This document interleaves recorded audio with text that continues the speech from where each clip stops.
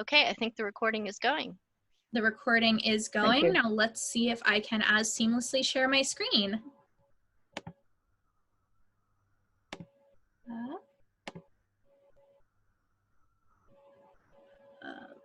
This is the trickiest part. The Zoom controls cover up the place where you would normally go to presentation mode. And so you have to wait for them to go away. And you are all seeing slides now, yes? Yep. Great.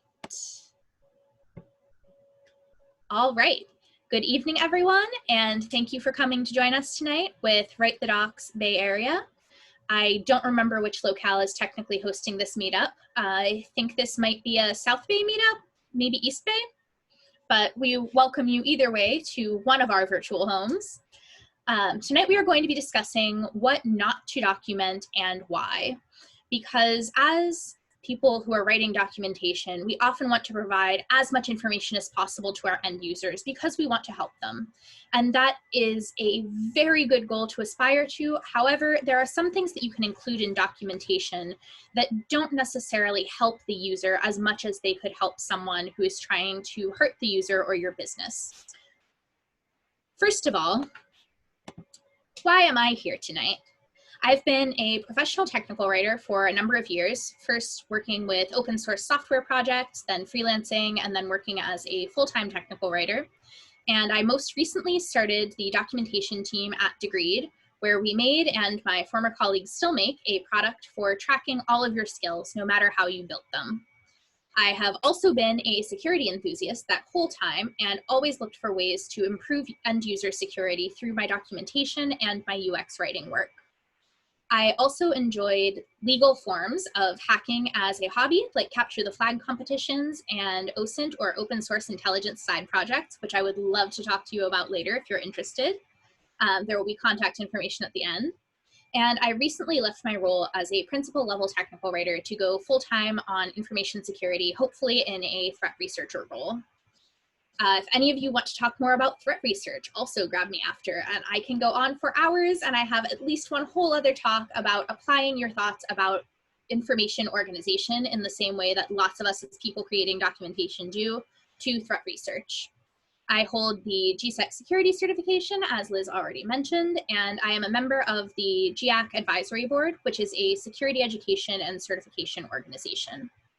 All of that is to say that I have been in the same position most of you are in right now of writing the docs, and I also have a pretty thorough history of thinking about the security implications of what we do as documentarians. With that in mind, tonight we are going to start with a case study. The case study we're using tonight is real, and I didn't bother anonymizing it because the whole thing got a huge amount of press as it unfolded. It was relatively recent. It's more distracting than useful to pull out the name of the company, I think. If you are on the team highlighted in this case study, though, thank you, because your suffering in the moment is helping us all improve as a field. This is not meant to criticize the team at the center of the case study, because the error is one that many of us would likely have made, and that's what makes it such a good case study. It is something well-intentioned and a reasonable decision that any of us could have made that caused huge implications down the line because of unforeseen consequences. That's why we are here today. Then we'll go over a few examples of specific types of information that you should never include in your documentation and what value that information can have for an attacker. These are not comprehensive, but a list of a couple of basic things you can watch out for if you want to make your documentation and in turn your company's security posture a little bit better. Finally, we'll cover some indicators that information might not be good to document or might be worth an extra check before documenting, even if it's not in those previous categories that we'll explicitly mention. First, the case study.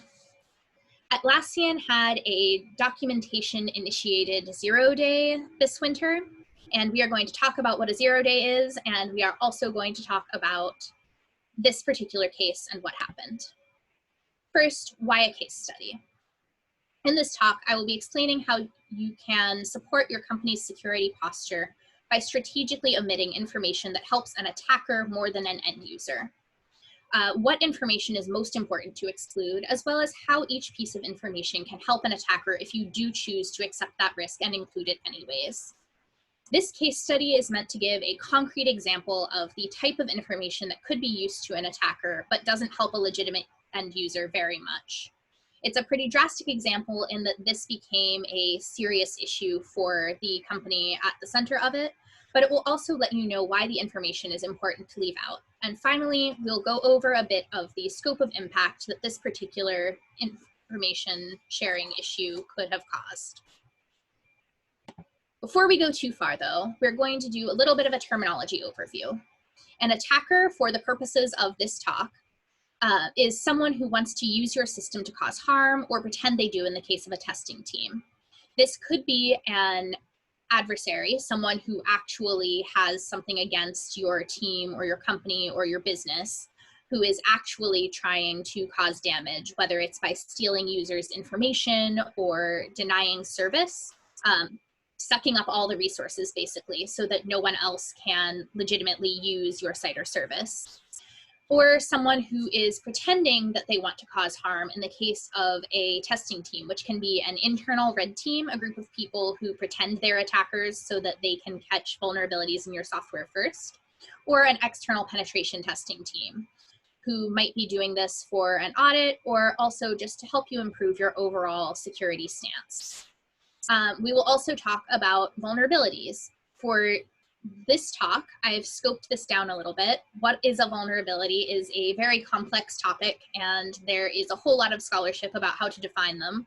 But tonight we're going to talk about them as a way that an attacker could cause harm, whether it is through a flaw in the software or intentional software that can be misused by someone who does not have the same intended use case in mind, or some other means of using your system in pursuit of causing damage. Finally, a 0-day. A 0-day is a vulnerability that is publicized, so everyone knows about it, whether you're friends or a potential attacker, without advance warning to the development team or the company, named for the 0 days of notice to patch the software. Typically, when security researchers or penetration testing teams are looking for vulnerabilities in software, they usually try to give the company a heads up so that the company has a chance to fix the security problem before it begins to be known by attackers. In many cases, attackers will find it first, but you still don't want to super publicize it, even if you think an attacker may have found out about it first, until you've given the company notice so that the company has a chance to try to fix it. Finally, one more bonus word that is actually a cluster of words. We're also going to talk a little bit about threat models, and risk profiles, which are all similar and interrelated concepts that refer generally to the types of problems your organization faces and the amount of risk, the possibility of one of these problems causing an issue you've decided that you want to accept. You will never completely eliminate risk. You never want to completely eliminate risk because for every risk you eliminate, you also often remove a little bit of functionality. I've heard a great analogy in a SANS course in their Security 401 that if you want to make a cell phone completely secure, the best way to do that is to smash it to bits and bury it 6 feet in a hole, because then no attacker can ever access it and no one can ever access any of the information on it, and there is no risk at all that something bad will come of using it. But then you also can't use it. And so concepts like a threat model and a risk profile are important for deciding where you want to draw the line between something that is 100% safe and serves no viable purpose and something that is super cool and very useful to end users as well as attackers. I saw a couple of chats come in. Before I move too much further, are any of those chats questions? They Yeah. are, but I think they can wait. Yep, I would agree. We can go over them now. Locking a company's doc set, such as putting it behind a login, is actually going to come up later. So I am going to wait on that. Never mind. Sorry. Okay. We will be going over that though. I promise it'll get covered. So for the case study itself, in late 2019, this was last December, a security researcher got stuck. Swift on Security, the person whose tweet is shown here, is a security researcher known both for their work and their memes. As they are going about their security research, they make a lot of really funny jokes about it, and so lots of people like to follow this person, either for the kind of serious content because they do a lot of really interesting security work, but also even if you don't necessarily care about what their current project is, it's going to be funny. So it's worth sticking around anyways. In this particular case, they were reviewing unusual DNS lookups within their organization's network. The DNS lookups are how your computer takes the user-friendly URL that you type into the box, like www.google.com, and translates that into a location on the internet that is formed of numbers. Like in this screenshot, you can see 127.0.0.1 is an IP address, and the IP address is where the content actually is. That one is a special IP address, but we will come back to that in a minute. So Swift on Security was reviewing unusual DNS lookups because if you're looking up something like Google, lots of other people will have also tried to navigate to Google. And so you'll see a ton of records for that. And when you see a lookup that has not happened as many times, you might be looking at something that users in your organization don't have a business reason to access. And in some cases, something that is malicious that they didn't intend to access, something like a crypto miner in adware, or something that downloads a land and expand form of malicious software. And so they saw one that was suspicious. This was suspicious because it was a very long domain name, which is unusual because you want something short that users will be willing to type. It was also suspicious because it has Atlassian in the name, and Atlassian makes some of the tools that this organization was using. So this might be a malicious domain that is trying to masquerade as productivity software that this organization is using. It could be a phishing attempt, it could be some other malicious way of getting data, and so they checked the docs. They looked up what was going on with this domain name in the hopes that someone would already have encountered it on their own network and said something like, hey, this is phishing, or within the Confluence docs, maybe it was something expected. And in this case, it was something expected, but it was still really long and awkward. So they made a joke about it. This joke was hilarious, but also there was a problem. Because that domain was resolving to localhost, that 127.0.0.1 IP address is, no matter what computer you're on, the address for your own computer. And so any computer that looked up this address was told that instead of navigating to the internet to find the resource, you should instead check on your own computer. That is a problem. And within an hour, another researcher responded. Did you know you just dropped a 0-day on Twitter? Swift on Security did not know that they had dropped a 0-day. In fact, they had posted it for the funny joke about the domain name being used, assuming that there would be a certificate failure if a user's computer tried to execute code from another website instead of from their own local host. However, the certificate was pinned, so it was included in the application code itself, and no matter where that DNS lookup resolved to, no matter what IP address was returned, even if it wasn't the correct one of look on your own computer for this, you would be told that the content was valid. This meant that any user, including an attacker, could grab the certificate. They could change the destination address, that instead of your computer, it went to, say, an attacker's computer, somewhere that they were hosting malware or other content that you didn't want, and intercept all of your locally edited Confluence documents. This was assigned a CVE number. CVE is the Common Vulnerability Enumeration, and it's basically like JIRA tickets that are shared globally. so that everyone has a common identifier for talking about a certain bug in widely used software. And for the most part, it's bugs in widely used software. In some cases, it can be something else. The CVSS is the Common Vulnerability Severity Score. It is a measurement of the severity of a CVE out of 10. 6.5 is moderate towards severe. So this was a pretty bad bug that was shared by everyone who used Confluence that had just been dropped on Twitter as a joke accidentally. It affected everyone who used the Confluence Previews plugin in Confluence Server or Confluence Data Center, which was a lot of clients. And the potential impact was that an attacker could see files that were edited, they could edit your files, and they could potentially also access user information for people who were using this particular plugin that was a very widely used plugin. And the time to patch was 0 days. So attackers knew that this was a problem at the same time as Confluence knew that this was a problem that they needed to patch. And a few things went wrong here. So first, the developers who wrote this code didn't catch that it was insecure before pushing it to production, or they did catch that it was insecure and accepted that risk when it probably shouldn't have been accepted based on the severity of the vulnerability score once it was discovered.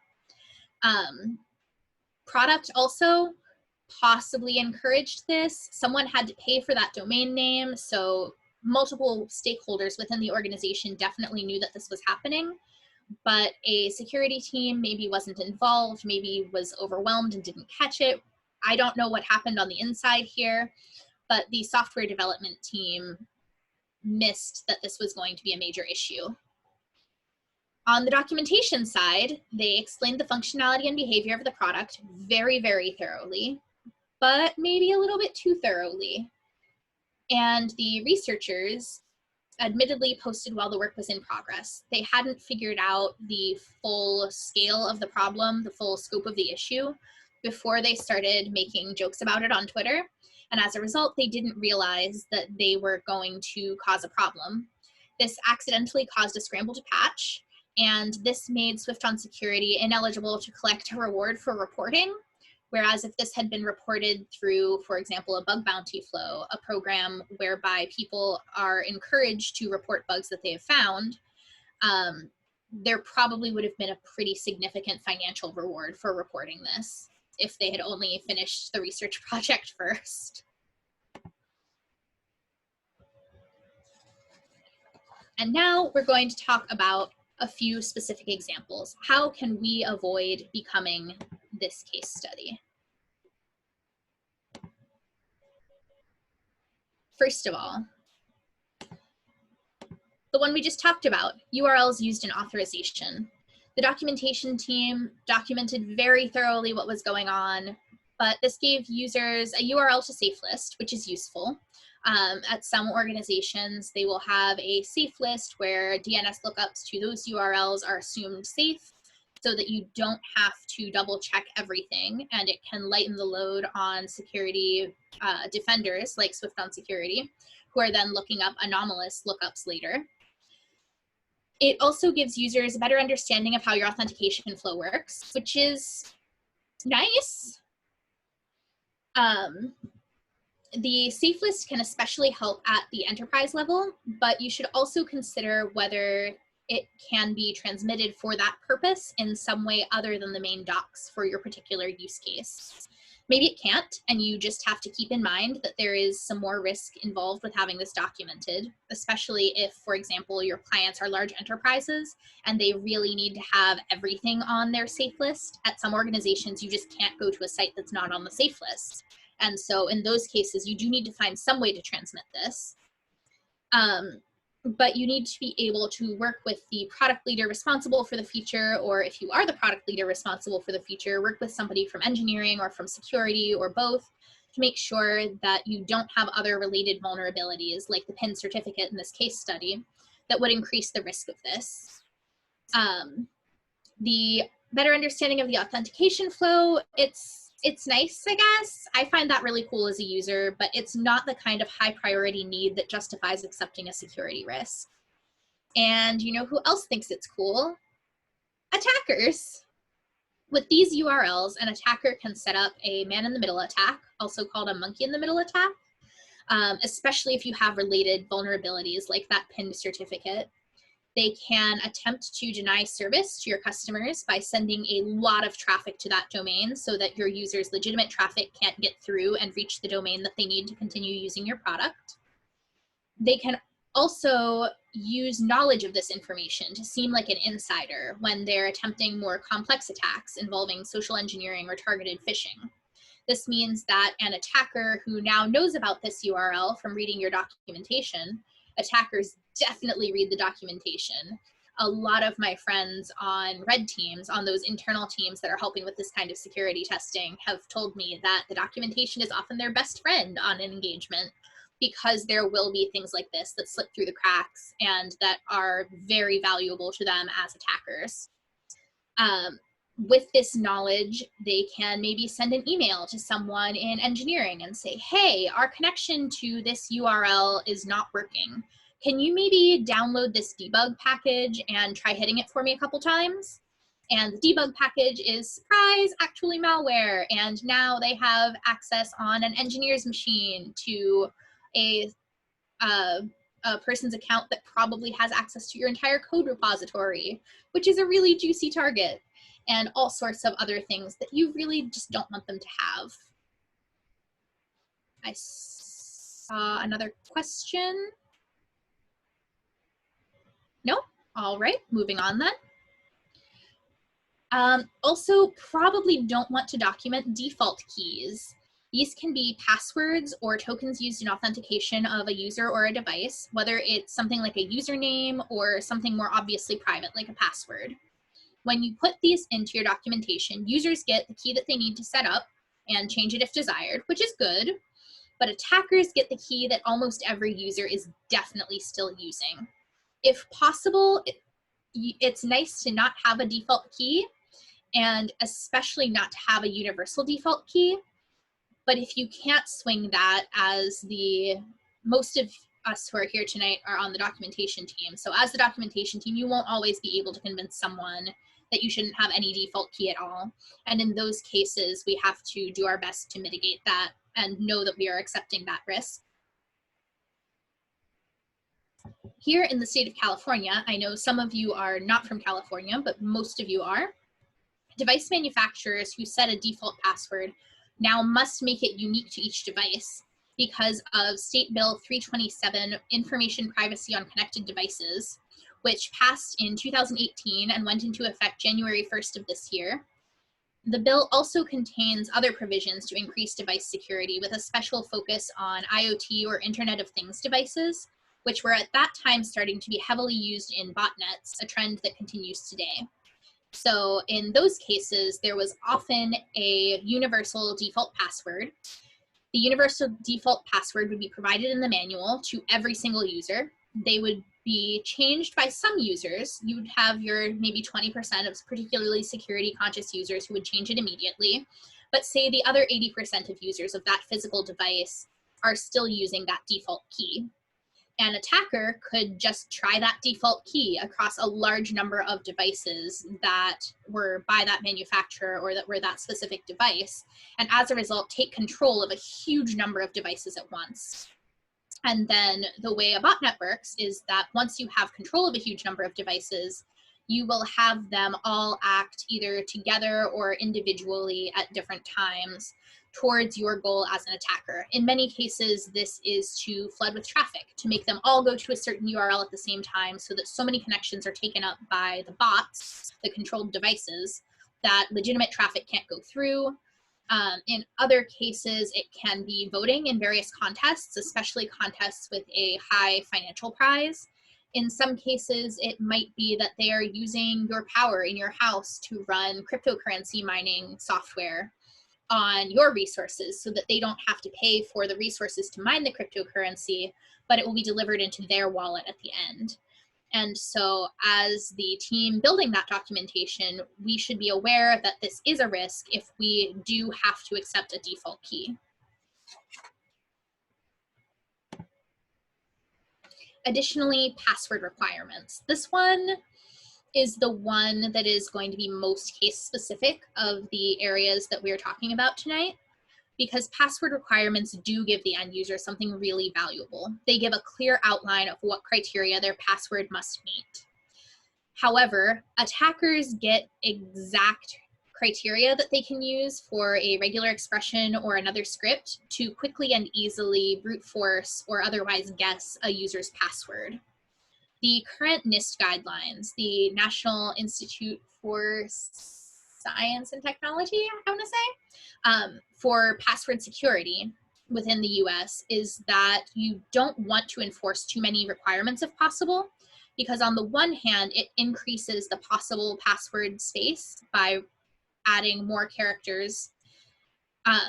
But at the same time, the more criteria you have, the more specific the set of criteria the password has to meet to be valid. And so you're actually re-narrowing the total space of possible passwords so that an attacker can more easily figure out which strings of characters are possibly valid passwords and then worth guessing. So this can help speed up an attacker pretty significantly. Finally, any setting you don't recommend.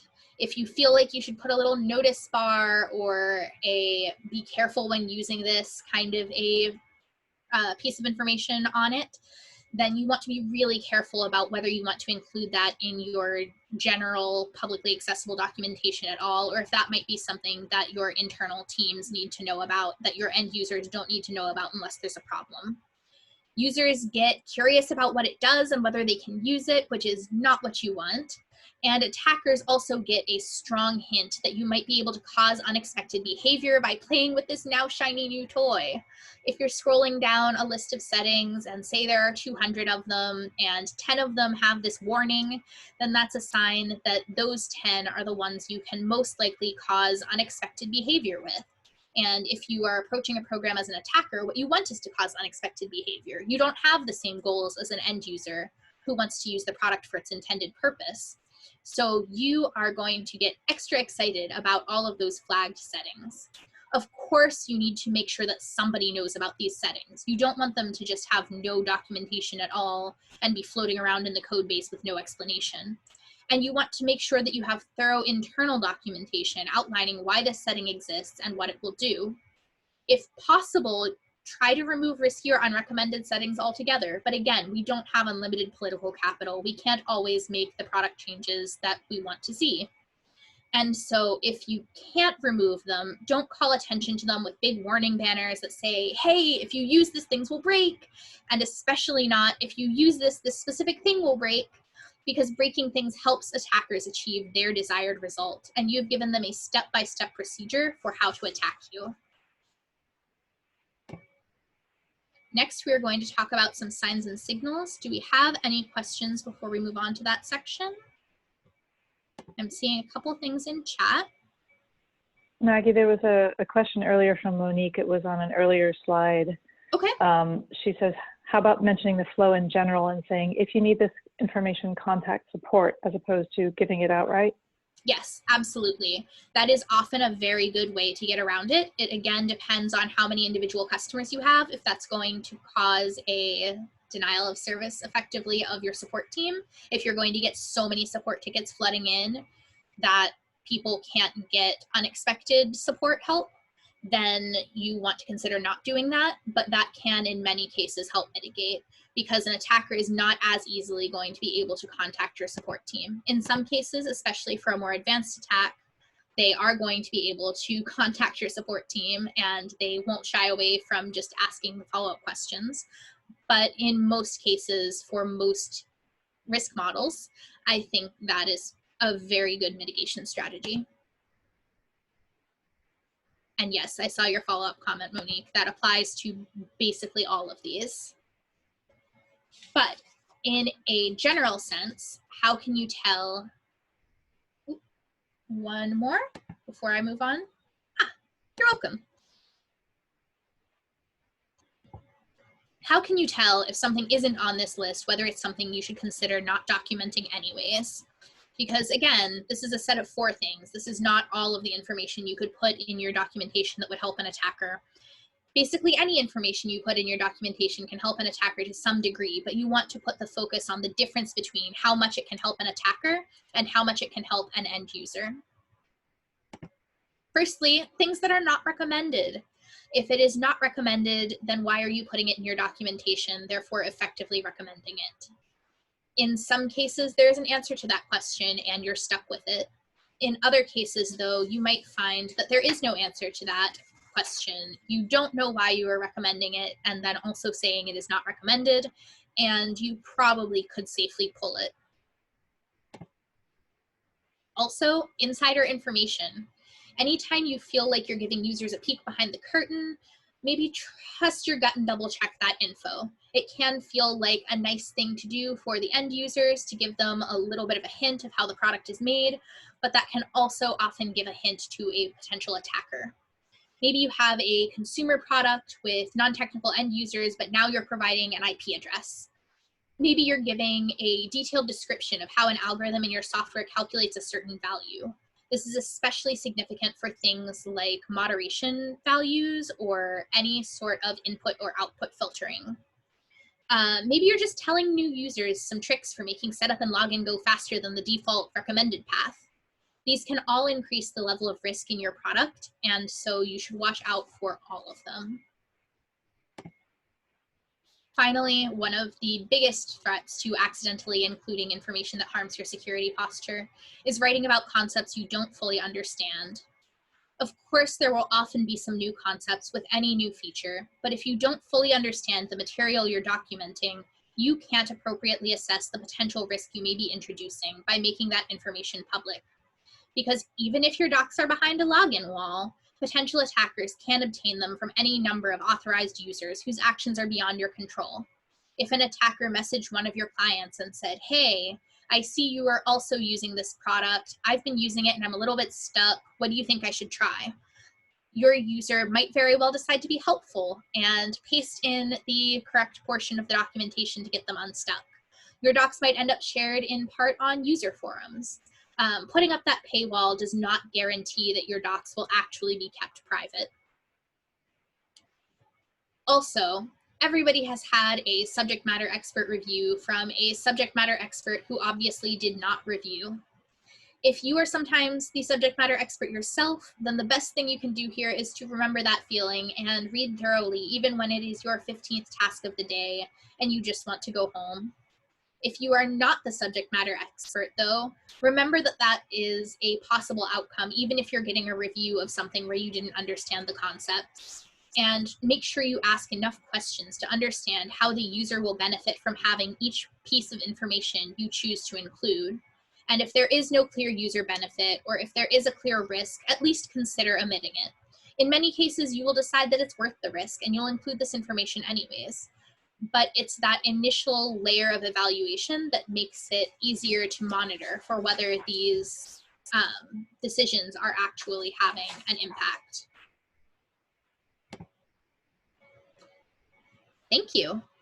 With that, I would like to open the floor to further questions. Right on, thank you. We have a question in the chat from Rachel. Well, a comment, right? Yeah, Rachel says, I've had this come up. This is about concepts you don't fully understand, I think, Rachel? Yeah, so I'll kind of paraphrase it here. The department that I work for, I've worked for them for 7 years, and I know most of our systems like the back of my hand. And since I started working on their documentation, if there's something that I don't understand, I usually am like, okay, I better talk to someone before I do anything on this. So it's not usually for security purposes. I feel like our department's a little bit lower priority, I guess. I haven't really thought about it that much. But usually it's just because I want to make sure I get it right for my users. Yeah, and getting it right is important. And getting it the exact level of right that is appropriate to those users is also important. A lot of us are really used to thinking about our end user personas in terms of what kinds of procedures to include or which concepts we might need to explain in a little bit more detail, but we often don't think about going above and beyond and explaining too much as being potentially a bad thing. And so what I hope everyone will take away tonight is an idea that there is a cap as well as a floor to how much explanation is good and useful in your documentation.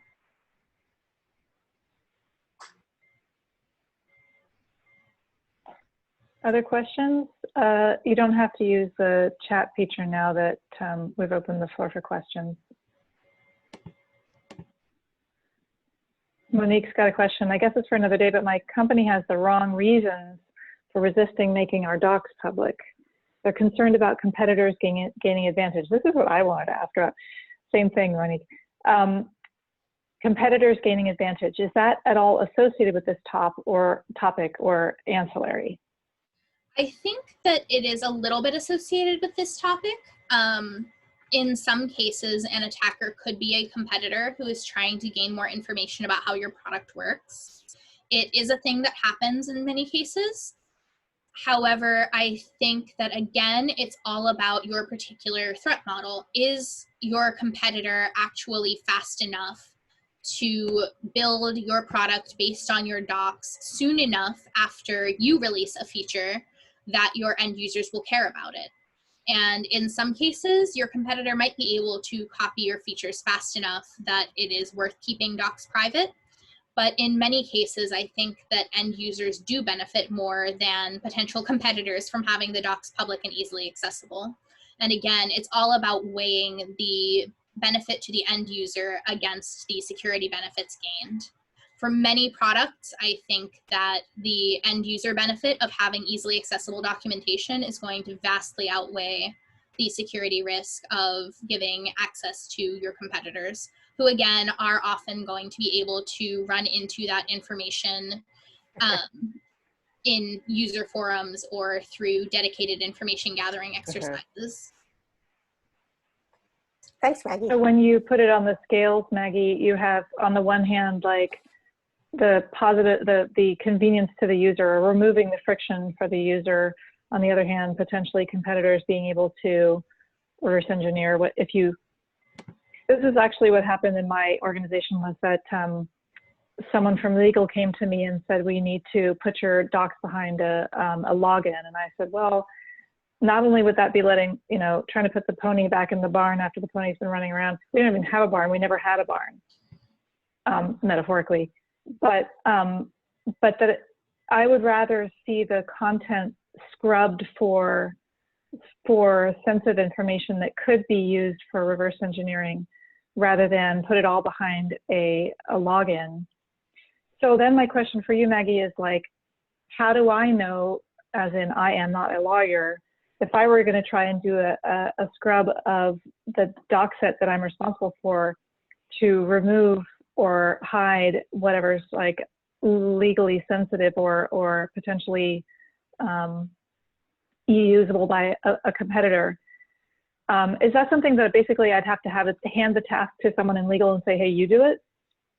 Whenever possible, it is always best to invite someone from legal to either do it themselves or collaborate with you so that you know what kinds of things to look for in the future. If you can get them to like actually redline it, that's a really useful exercise, because then you're asking them for their time right now, but you're also building the capability to do it yourself the next time it comes up. Anytime legal comes up, I always feel very obligated to stick with, yep, ask a lawyer. Depending on your company's particular threat model and who you think is trying to reverse engineer the product and how, the types of things to look for are going to vary, and your lawyers are going to have the best idea of what your threat model is. If you have a data governance team or a any kind of a governance, risk, and compliance team that focuses on your internal materials rather than just user data, then they might be able to help you with this as well. But you are definitely going to want to invite legal to the table at some point in the process. A follow-on question to that is that, would that be in the domain of InfoSec, the InfoSec team in my company, or the legal team in my company? It depends on the company. Some places the InfoSec team includes the compliance team. Some places the legal team includes the compliance team. Some places those are 3 different teams. Some places they're all one team. It's okay, thank you. Yeah, you might have to poke around your org chart a little bit to figure out who exactly to reach out to. Question from Clarence in the chat. In the first few slides, I referred to URLs for authentication. Does that include any sign-in? How does this apply to APIs? So the URLs for authentication one does not apply as directly to APIs as to software that has a graphical user interface, but also includes login URLs behind the scenes. For an API, because people are building against it, you are going to have more of that user benefit from including the URLs for authentication. If you have like a secret endpoint that's used in some cases, then that of course is going to fall into the category of things you don't want to share. You can tell that from the phrase secret endpoint. But in general, the URLs for authentication are something that turns up a lot in mobile apps as well as sometimes in Electron apps. If you've ever done the Slack easy sign-in where they email you a link and you have the authentication link and you click it, the exact format of how that is generated is something that would not be useful to an end user, but would be really useful to an attacker. Did I answer your question, Clarence? Yes, thanks. Perfect. All right, any other questions from participants? Times when you wondered about what you were writing or whether to include it, whether it was a vulnerability?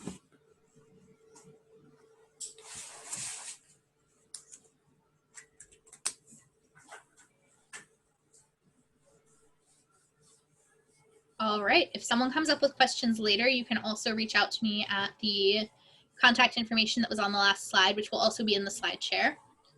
Thank you all very much. We ended a little bit early because I wanted to make sure we left plenty of time for questions because this is a big and kind of new topic for lots of people. Yeah. Okay, yeah, thank you, Maggie. That was super interesting. I think that's something that most of us writers, at least I, so rarely think about. It's just not the way my brain works, but clearly this is its own specialty that you're now entering into and getting certifications right and left. And so thank you, that was awesome. And thank you, Alyssa, for running the Zoom, setting up the Zoom room. And thank you to the organizers, all the Write the Docs organizers and the participants. Excellent questions and all of that. Alyssa, we can stop the recording so that we can start the